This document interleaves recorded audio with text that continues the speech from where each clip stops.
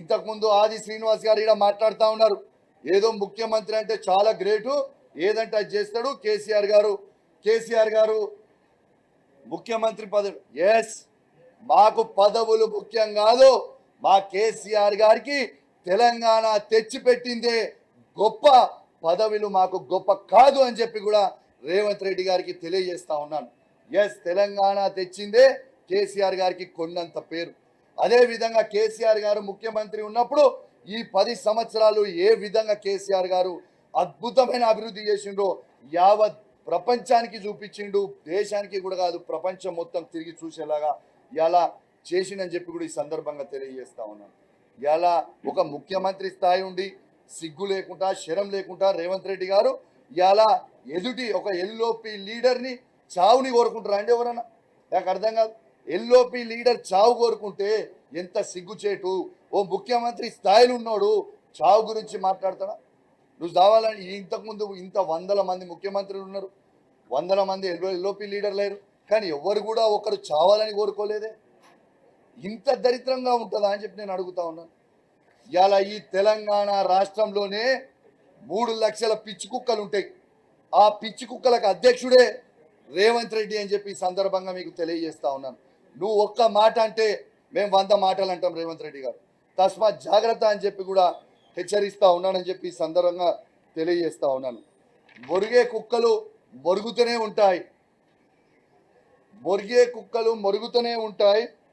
కొండను చూసి కుక్కలు మొరుగుతే కొండకు చేట. నేను అడుగుతా ఉన్నాను రేవంత్ రెడ్డి గారు, ఒక్కటి మీరు ఈ తెలంగాణ రాష్ట్రానికి ముఖ్యమంత్రి అనేది మర్చిపోకండి.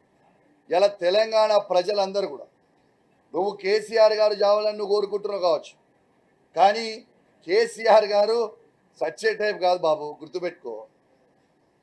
కేసీఆర్ గారు చావు నోట్ల తలబెట్టి తెలంగాణ తెచ్చిన వీరుడు కేసీఆర్ అని చెప్పక తప్పదని చెప్పి సందర్భంగా తెలియజేస్తాం.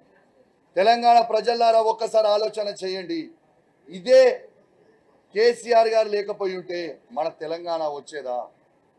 ఇదే కేసీఆర్ గారు లేకపోయి ఉంటే ఈ తెలంగాణ వచ్చేదా? మళ్ళా ఇదే తెలంగాణకి రేవంత్ రెడ్డి గారు ముఖ్యమంత్రి అయ్యేదా?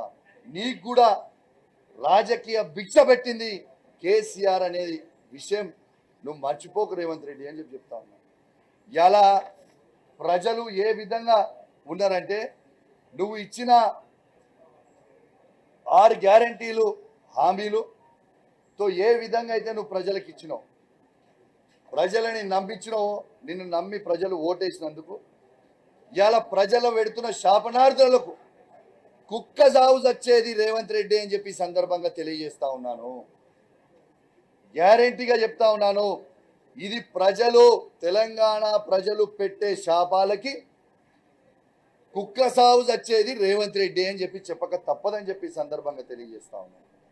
అదేవిధంగా నిన్న ఒక జర్నలిస్టు పాపం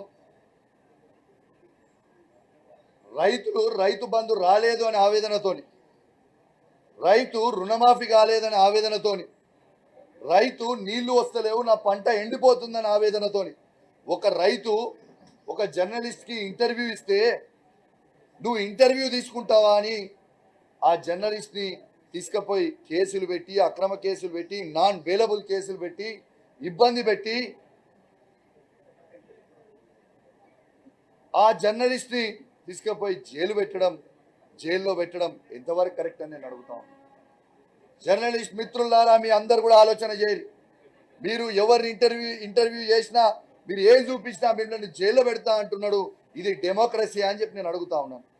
ఎస్, సిగ్గు లేకుండా జర్నలిస్ట్ని ఎందుకు అంటున్నావు అని నేను అడుగుతా ఉన్నాను రేవంత్ రెడ్డి గారు. నువ్వు చక్కగా పాలన చేస్తే ఆ రైతు నిన్ను తిట్టాడు కదా, ఇదే నీళ్ళు ఇచ్చుంటే ఆయన తిట్టేటోడు కాదు కదా, ఇదే రైతు బంధు నువ్వు ఇచ్చుంటే ఆయన తిట్టేటోడు కాదు కదా, ఇదే రుణమాఫీ 100% నువ్వు చేస్తా అన్నావు చేసి తిట్టేటోడు కాదు కదా, ఇదే నీళ్లు ఇచ్చుంటే పొలాలు ఎండిపోకపోయి ఉంటే నిన్ను తిట్టేటోడు కాదు కదా.